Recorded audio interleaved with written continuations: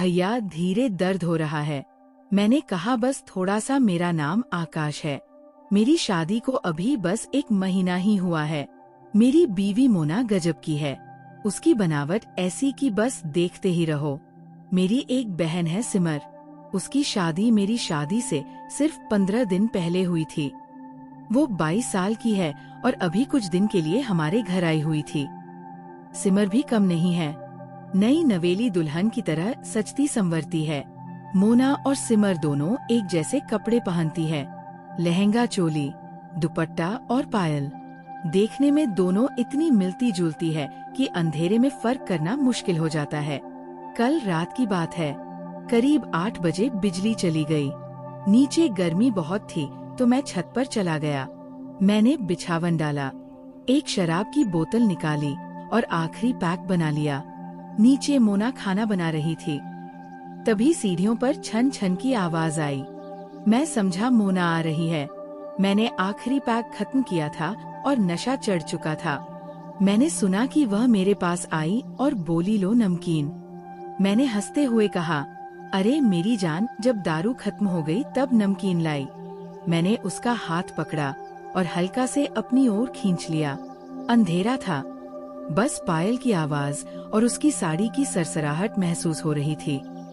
मैंने मजाक में कहा, आज रात तू और मैं, बस तारे और ये ठंडी हवा। वो हल्की सी हंसी और मैंने सोचा मोना भी मूड में है।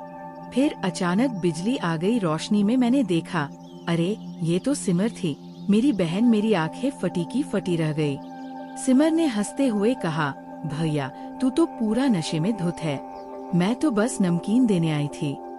मैं हक्का बक्का, शर्म से पानी पानी। फिर हम दोनों जोर से हंस पड़े। मैंने कहा, सिमर तूने तो मेरी सांस अता दी। मोना को मत बताना वरना वह मुझे छत से नीचे फेंक देगी। सिमर हंसती रही और बोली, चल भाभी को बुला, अब खाना तैयार है। मैंने राहत की सांस ली और सोचा, शुक्र है बिजली वक्त पर आ गई, वरना यह कहानी कहीं और चली जाती। तभी नीचे से मोना की आवाज आई, आकाश ऊपर क्या कर रहे हो? खाना ठंडा हो रहा है।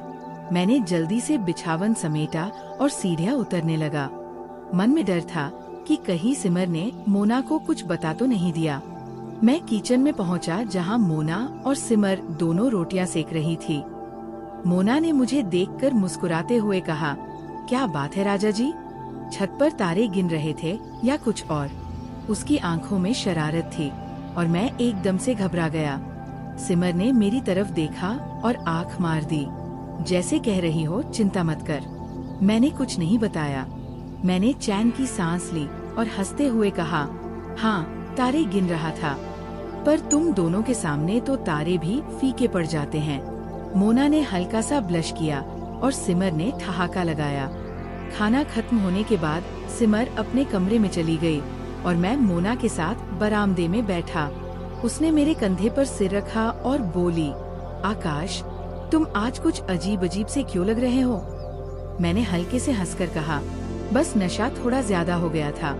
फिर मैंने उसका हाथ थामा और कहा, मोना तुम्हें पता है ना, मेरे लिए तुमसे बढ़कर कोई नहीं।